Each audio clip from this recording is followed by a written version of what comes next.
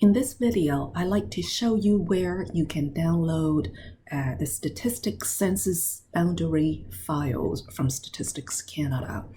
Now, if you go to any search engine such as Google, or in my case it's DuckDuckGo, if you type in the keyword Statistics Canada census boundary files, do a search, most likely the first one will show you the latest census boundary file 2021 from StatCan.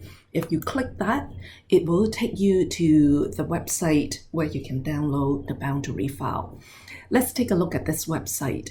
Now, these boundaries, sometimes they do change from one census year to the next. For bigger geographic areas such as provinces, most likely the geographic boundaries won't change, but smaller geographic units, which we are going to see in a minute, such as what is called dissemination areas, from census year to year, they might change. But in general, there are two types of boundary files. If you click this graph or figure, it will show you that the two types of boundary files are called cartographic or digital boundary files. The difference between the two is mainly that cartographic boundary files show only the land mass, whereas digital boundary files would include water bodies. Now, for statistical analysis, like quantitative analysis, running estimations or regressions, we often use just the cartographic boundary files so that we can match with census variables.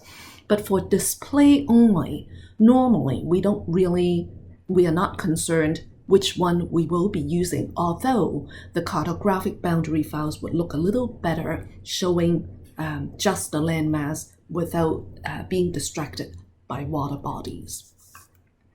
Nonetheless, if you scroll down, you will be able to see that you have a choice whether you want cartographic or digital boundary files. Let me just click cartographic boundary file. There are three types of geographic units available, and they are slightly different. If you click Open Administrative Boundaries and Non-Standard Boundaries, these are geographic boundaries that very often Statistics Canada would not release any census information based on those units. With the exception of a couple of things. Now, if you look at administrative boundaries, province and census divisions and census subdivisions, these are geographic units or geographic areas based on which Statistics Canada would aggregate the data for you. Take, for example, what is the average income in the province of Ontario, or what is the total population within the census subdivision of Toronto. Now, what census subdivision? Think about it as the city. So within census subdivision of Toronto, this is within the city of Toronto. Census divisions are smaller units that lie in between province, but a little bigger than census subdivisions. Not all provinces have census divisions. So these two units, administrative and non-standard, with the exception of census subdivisions, normally we don't work a lot with them because of a lack of census variables. We only have the boundaries where these units are, but we don't contain it. They do not contain any census data.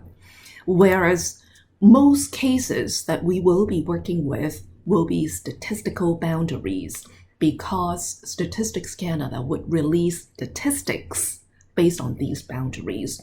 And the smallest geographic units that we will be able to see, let's say average income, total population based on census, is dissemination areas. They contain about 500 to 700 people within each of these geographic units. So census metropolitan areas and census agglomerations are larger areas. Toronto has about 6 million people within the census metropolitan areas. In fact, in Canada, in the year of 2021, we have 41 census metropolitan areas, and these are areas with at least 100,000 people in them to be qualified to be called a CMA. Whereas census agglomerations, you only need 10,000 people. And in 2021 census, we have 111 CAs. And the number of CMAs and CAs could change from census year to census year. For example, in 2016, there were 35 CMAs as opposed to 45 in 2021, and there were 117 CAs as opposed to 111 in 2021 census.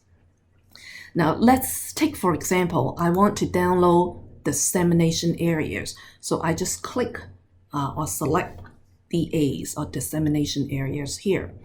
The file format that you want or we want to download is shapefile.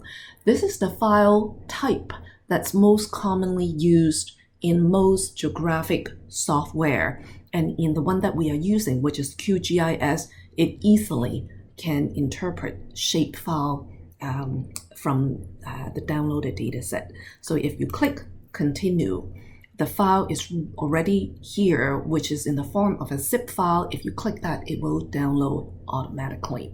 Now, for the ease of this course, what I have done here is if you scroll down from the table of the lecture schedule, you will see that I have already downloaded based on 2021 census, the CMAs and CA file. I also have census subdivisions, which are the city boundaries, as well as census tracts. Census tracts are in between DAs and census subdivisions. Each census tract might contain about 10,000 people within an area, such as a CMA or a city.